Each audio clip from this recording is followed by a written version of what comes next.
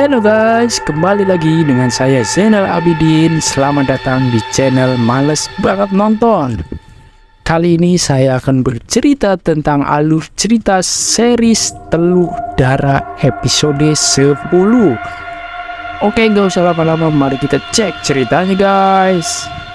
Cerita ini diawali pada tahun 1998. Pada saat itu kita diperlihatkan dengan istrinya Hasan yang terdampar di sungai. Di sini istrinya Hasan selamat dari tragedi maut yang sudah menimpanya. Sambil tertati-tati karena sudah mengalami luka yang sangat berat, istrinya Hasan pun kembali ke rumahnya. Di sana dia mencari-cari suaminya yaitu Hasan dan juga anak-anaknya.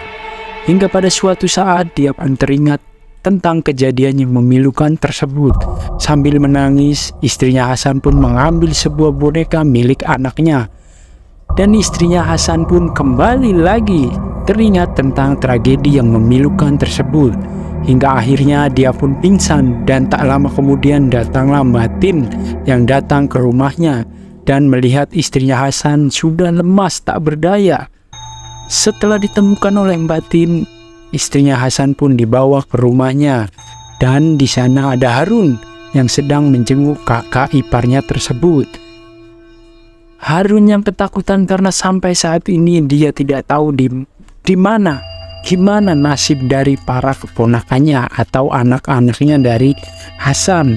Harun pun berpikir mungkin mereka semua sudah mati, dan kini Harun melihat kakak iparnya itu dalam kondisi yang sangat kritis, sehingga dia pun takut kembali kehilangan kakak iparnya itu.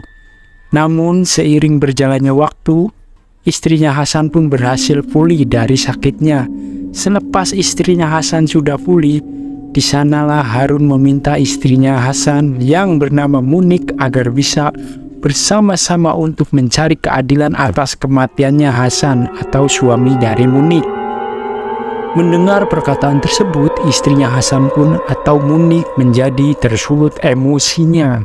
Dan di sisi lain, batin hanya berkata, ya kalau sudah ketemu mau diapain? Sambil emosi, Munik atau istrinya Hasan pun berkata, kita akan cari tersangka yang lainnya yang bertanggung jawab atas kematian suaminya tersebut. Dan Harun pun menegaskan dia akan membunuhnya sambil membawa pisau dapur.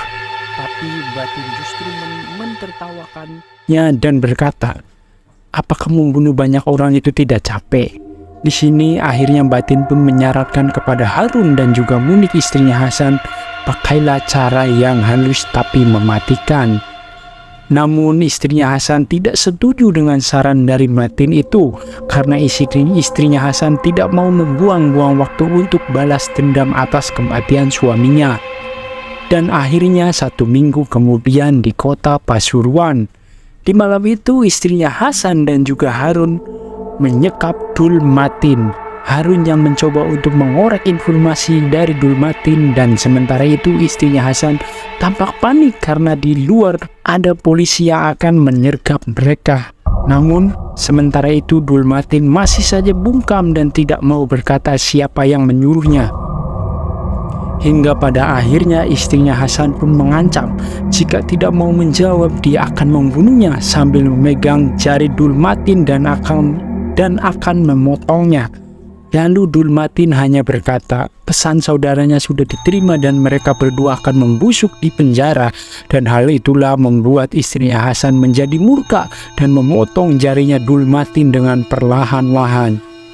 Dan sementara itu di luar rumah, polisi semakin mendekat ke arah mereka, dan Dul Matin terlihat membisikkan sebuah kata-kata kepada istrinya Hasan, Ahmad Kusuma Wijaya. Mendengar nama Ahmad Kusuma Wijaya membuat istrinya Hasan langsung syok dan tak percaya mendengarnya, dan Harun pun langsung memukul kepala Dul Matin sampai terluka, lalu diikuti oleh istrinya Hasan yang menusuk-nusukkan pisaunya ke perut Dul Matin.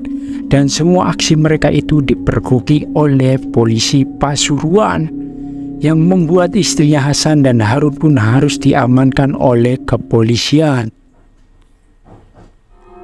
Lalu kita kini kembali ke masa sekarang di mana Wulan sedang mengecek kondisi Wisnu. Lalu setelah itu ia pun pergi keluar hotel untuk berbincang-bincang dengan Pak Arna dan juga Esa, di mana Esa mengatakan bagaimana kondisi Wisnu sekarang. Pak Arna pun mengungkapkan jika kondisi Wisnu sekarang lebih tenang dan sepertinya ritual yang dilakukan oleh Pak Arna itu berhasil. Namun permasalahan lain muncul karena saksi mata satu-satunya yaitu Gatot sudah mati. Berkat hal ini Esa pun meminta Pak Arna untuk melakukan lagi ritual Merga Sukma demi melacak keberadaan si dukun tersebut. Namun Pak Arna menolak permintaan Esa karena itu sangat berbahaya dan bisa mengakibatkan Wisnu bisa kehilangan nyawanya. Dan di sela-sela kebingungan itu Wulan tiba-tiba saja memberikan sebuah ide. Bagaimana kalau kita ke kantor ayahnya saja? Mungkin di sana Wulan dan Esa bisa menemukan petunjuk. Tapi tiba-tiba saja di dalam kamar Wisnu kembali kesakitan yang membuat Pak Arna, Esa dan Wulan pun langsung menolong Wisnu. Dan seperti biasa Pak Arna pun langsung mengeluarkan kujang saktinya untuk menarik sesuatu yang ada di dalam tubuh Wisnu. Dan itu adalah sebuah kelabang. Pak Arna yang tampak murka melihat kelabang tersebut, dia pun melemparkan makhluk terkutuk itu ke sebuah menyan yang membuat kelabang itu terbakar. Dan di saat yang bersamaan si dukun perempuan itu pun tampak kesakitan dan langsung meninggalkan tempat ritualnya. Di sana terlihat foto Wisnu yang sudah terbakar. Dan kini kita kembali ke masa lalu pada tahun 2018 di LP Pasuruan. Tepatnya saat hari ini istrinya Hasan dibebaskan dan dia pun kembali ke kampung halamannya dan kembali ke rumahnya yang dulu. Namun di tengah-tengah perjalanan dia bertemu Mbah Tin dan di sana istrinya Hasan berkata bahwa dia sudah siap dan sangat siap untuk belajar ilmu hitam demi menuntaskan dendamnya kepada pembunuh suaminya itu. Lalu Mbah Tin pun mengatakan, besok kita mulai belajar karena hutang darah dibayar darah. Lalu singkat cerita istrinya Hasan dan Mbah Tin terlihat sedang mengaborsi seorang anak gadis yang bernama Ginuk. Hal ini dilakukan Ginuk agar dia bisa tetap bekerja dan tidak diusir oleh bosnya. Dengan hal ini pun membuat Ginuk merasa hutang budi kepada Mbah Tin dan juga istrinya Hasan. Dan di sini istrinya Hasan berkata, jika untuk membayar semua ini cukup dengan membayarkan semua biaya penginapan selama istrinya Hasan di sana. Lalu esok harinya terlihat Mbah Tin mengajak istrinya Hasan untuk melakukan ritual pertamanya dengan menggunakan ari-ari yang sudah diambil dari rahimnya Ginuk. Dan Ginuk adalah target pertama uji coba dari serangan santet istrinya Hasan. Pada malam itu Mbah Tin melakukan ritual sambil menyanyikan tembang-tembang ajiannya. Lalu sementara itu terlihat istrinya Hasan melihat Ginuk yang sudah tidur dan tak lama kemudian istrinya Hasan masuk ke rumah ritualnya untuk menyantet Ginuk dengan menempelkan foto Ginuk pada sebuah boneka. Dan pada saat itulah Ginuk langsung merasakan kesakitan yang sangat mendalam. Sakit itu semakin menjadi ketika istrinya Hasan membawa sebuah kelabang yang dimasukkan ke dalam cawan. Dan di saat itulah Ginuk harus menemui ajalnya bersamaan keluarnya kelabang dari mulutnya.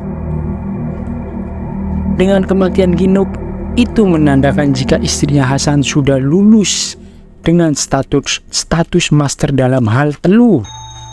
Kemudian setelah 2 tahun dari kejadian itu pada tahun 2020, kini giliran Harun yang bebas dari LP Pasuruan. Di sana dia dijemput oleh istrinya Hasan dan selepas dari sana istrinya Hasan pun langsung menuju ke kuburan Hasan demi mengambil tengkorak kepala dari suaminya itu. Dan di sana istrinya Hasan pun langsung melakukan sebuah ritual dengan menyayat tangannya sampai berdarah. Dan tetesan darahnya itu ia masukkan ke dalam tengkorak kepala suaminya tersebut. Lalu setelah itu istrinya Hasan meminta Harun untuk meminum darahnya tersebut, dan seketika Harun pun merasakan efek yang luar biasa dari sebuah ilmu kekuatan gaib yang ditanam oleh kakak iparnya tersebut. Dan di sini istrinya Hasan pun mengatakan sekarang waktunya untuk balas dendam.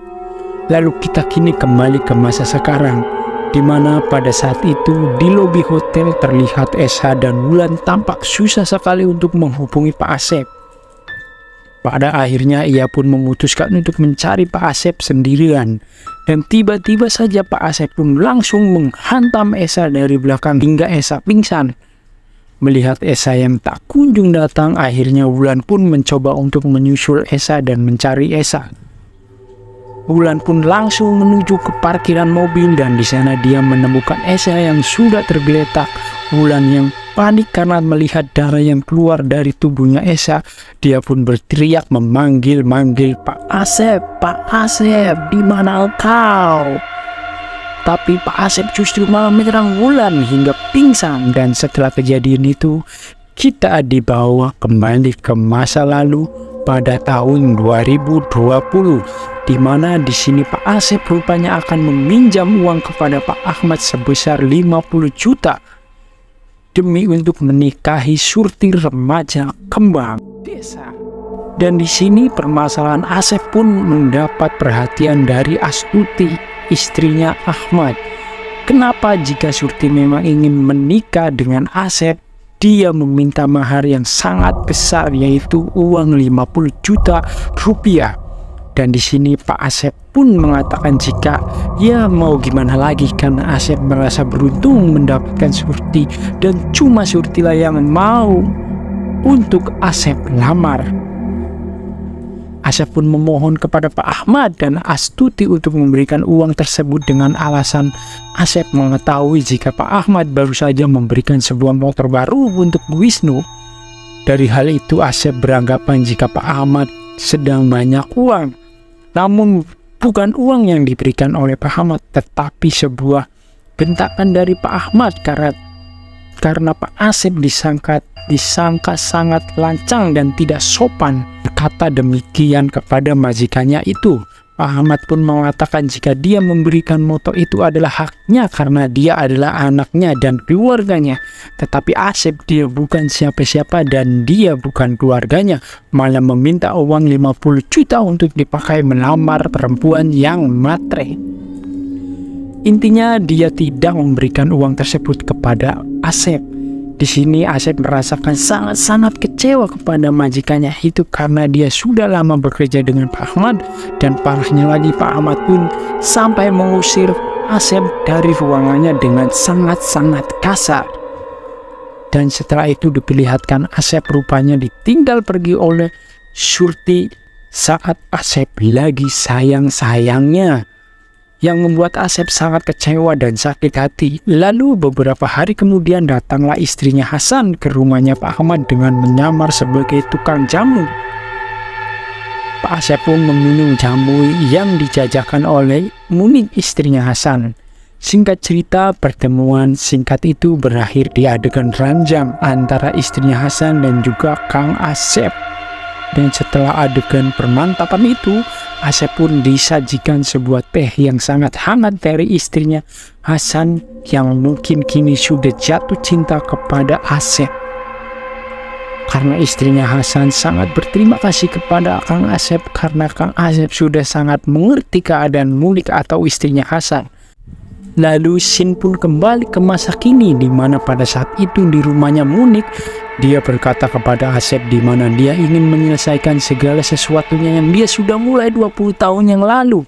Akhirnya Kang Asep dan Munik pun masuk ke rumahnya, dan sementara itu Wulan yang sudah tersadar dari pingsannya tiba-tiba dia kaget karena dia berada di sebuah rumah yang dia tidak kenali, dan dia melihat sosok si tukang santet berada di depannya, dan Wulan pun semakin dikejutkan dengan datangnya sosok Pak Asep. Wulan pun semakin bertanya-tanya kepada Pak Asep, ada apa ini semua?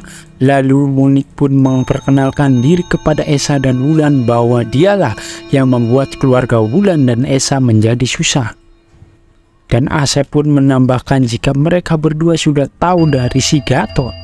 Rupanya Munik sangat tertarik dengan pernyataan dari Asep itu. Bagus sekali. Sambil menatap Wulan dan Esa, Munik pun berkata bahwa usahanya untuk balas dendam itu tidak gampang. Lalu Shin pun kembali ke masa lalu di mana pada saat itu Harun diceritakan akan melamar kerja di rumahnya Pak Ahmad. Dan di sini Harun meminta untuk Pak Asep agar memperlakukan Harun dengan cara yang sangat kasar. Hal ini dikarenakan agar Pak Ahmad dan keluarganya melihat Harun sebagai sosok yang tidak berdaya. Dan adegan ini pun berlanjut kepada episode 1 di mana Harun dikenalkan oleh Asep sebagai tukang kebun yang baru, dan setelah itu Asep pun melaksanakan aksinya untuk mengambil beberapa barang dari keluarga Pak Ahmad, dari mulai rambut sampai jam tangan milik Pak Ahmad. Dan setelah itu kita pun diperlihatkan beberapa adegan kembali ke episode sebelumnya, di mana Astuti terkena serangan santet, lalu Pak Ahmad dan juga ternyata Pak Bondan pernah bertemu Harun di rumah sakit, yang pada akhirnya Munik atau mantan istrinya Hasan pun berhasil membunuh Gatot pada episode 9 yang lalu. Dan di depan Esa serta Wulan, Munik pun mengatakan sudah 20 tahun lamanya dia menunggu-nunggu saat ini. Karena di sini Munik sangat bingung dan tidak tahu harus berkata apa, sambil Munik pun mengambil sebuah foto keluarga yang terpajang di rumahnya. Dia pun mengatakan sekarang keluarga kita sudah bersatu kembali. Kini keluarga mereka telah bersatu kembali. Lalu kita kembali ke masa lalu di mana peristiwa pemakaian di rumahnya Hasan, dan di sini terungkap ternyata ada satu anak laki-laki yang diamankan juga oleh Dulmatin pada peristiwa pembantaian di rumahnya Hasan. Dan di saat itu Dulmatin akan menghabisi kedua anak itu. Tiba-tiba saja Bondan dan Ahmad pun datang di sana. Bondan pun mengatakan untuk tidak menghabisi kedua anak itu, dan rupanya Dulmatin pun tidak tega untuk melakukannya. Lalu di saat itu Ahmad pun mendekati kedua anak tersebut dan menanyakan nama mereka berdua. Setelah kejadian itu Ahmad yang sangat berempati kepada kedua anak tersebut akhirnya pun memutuskan untuk membawa Wulan dan juga Bondan membawa Esa, yang kemudian Wulan kecil pun diperkenalkan ada Astuti, istrinya Ahmad. Ahmad pun mengatakan jika dia adalah anak salah satu pemasok untuk perusahaannya, yang kebetulan Ahmad bercerita jika orang tuanya sudah meninggal, dan Pak Ahmad pun berjanji untuk merawatnya. Dan pada saat itu Astuti pun menerima Wulan dengan tangan yang terbuka. Mendengar cerita dari Munik itu membuat Wulan sangat-sangat shock, karena kita semua sudah tahu apa yang dilakukan oleh Wulan dan Esa selama ini. Wah, sungguh plot twist yang sangat membagongkan sekali. Dan sementara itu Munik kembali menyelesaikan tugasnya untuk menyantet Wisnu. Namun tiba-tiba saja Munik mendekati Wulan kembali jika dia memang sengaja untuk menelur Wisnu di paling terakhir, karena Munik ingin Wulanlah yang menuntaskan pekerjaannya tersebut. Namun Wulan tampak menolaknya, tapi di sini Munik memaksa dengan mencoba melepaskan ikatannya Wulan, sambil Wulan pun kembali dirayu untuk menyelesaikan tugasnya menelur Wisnu adiknya. Pak Asep pun ikut-ikutan merayu dengan alasan biar mereka bisa hidup kaya raya agar mendapatkan warisan dari si Bapak Ahmad keparat itu.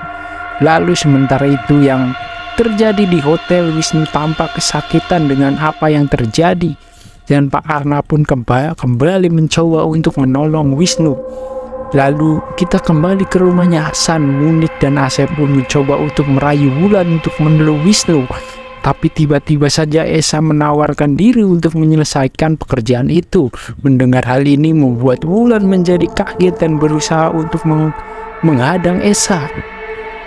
Tapi Esa justru mendorong Wulan hingga terjatuh. Lalu Munik pun memberikan seperangkat alat santet kepada Esa, yaitu pisau dan juga boneka. Dan sementara itu Wisnu semakin kesakitan dengan apa yang terjadi karena serangan teluh dari Munik. Lalu kembali lagi ke rumahnya Hasan, di mana pada saat itu mengatakan bahwa ternyata benar yang dikatakan oleh Gatot. Orang tua mereka munafik, orang tua mereka adalah orang jahat, dan mereka pantas mendapatkan ini semua. Mendengar hal itu membuat Wulan semakin memohon kepada Esa untuk tidak melakukannya. Tapi Esa tiba-tiba saja menusukkan pisau itu ke lehernya Pak Asep, yang membuat Asep langsung menjemput ajalnya di situ juga, dan membuat Munik menangis histeris melihat Asep yang sudah berlumuran darah. Dan di saat yang bersamaan di hotel, Wisnu pun terlepas dari cengkraman ancaman teluh dari Munik. Lalu kita kembali ke rumahnya Hasan. Pada saat itu Munik yang murka, dia langsung mencoba untuk menyerang Esa dan juga Wulan. Sampai pada titik akhirnya Munik pun mencoba untuk mengakhiri Wulan dengan cara menyantetnya. Dan tiba-tiba saja Wulan pun harus menerima apa yang terjadi pada Reno, di mana tangannya terpelintir seketika, di mana di sini apa yang dirasakan oleh Munik dirasakan juga oleh Wulan, yang pada saat itu Munik mencoba untuk melakukan bunuh diri dengan menyayat lehernya dengan harapan ketika mereka tidak bisa menjadi keluarga di dunia, mereka bisa menjadi keluarga di neraka. Namun tiba-tiba saja di saat yang bersamaan Esa pun bangkit dan mendorong Munik sampai mendobrak pintu. Melihat Munik yang sudah tidak berdaya dan sampai mengeluarkan rambut Wulan yang sudah dia makan, Esa pun mengajak Wulan untuk segera pergi meninggalkan rumah itu. Namun tiba-tiba saja di belakang Esa ditusuk oleh Munik alias ibunya sendiri, yang membuat Esa terluka. Hal itu membuat Munik menjadi histeris dan terutama Wulan. Lalu Wulan yang merasa sedih akhirnya dengan penuh rasa dendam dia pun melihat ke arah Munik sambil mengambil tengkorak ayahnya. Lalu dia menghantamkan tengkorak itu kepada Munik, dan di sanalah Wulan menguliti Munik dengan sepuas-puasnya dengan cara menenggelamkan kepala Munik di air comberan hingga membuat Munik kehabisan napas dan meninggal dunia. Selepas membunuh Munik, Wulan pun mencoba untuk menolong Esa, yaitu kakak kandungnya sendiri.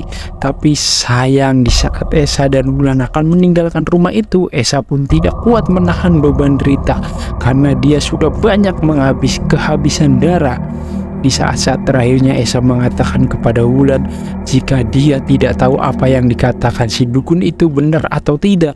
Tapi yang jelas Esa sangat senang bisa mengenal Wulan, dan tak lama kemudian Esa pun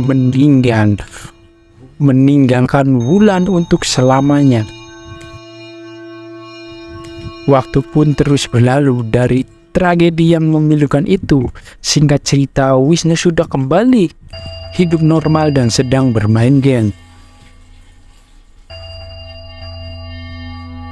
Lalu dia pun memberitahu kakaknya ada telepon untuk dirinya. Namun yang terjadi pada Wulan, dia hanya terdiam membisu meneng baik kayak gerbuk pisang.